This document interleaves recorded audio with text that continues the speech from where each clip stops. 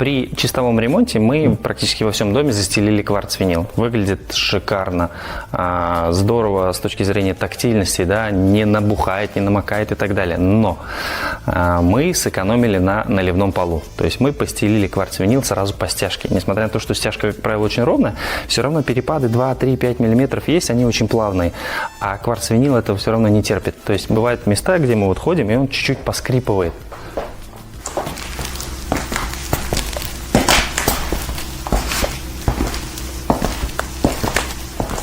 Чуть-чуть буквально, едва слышно, но не пожалейте денег, обязательно делайте идеальный наливной пол, если собираетесь укладывать кварц-винил.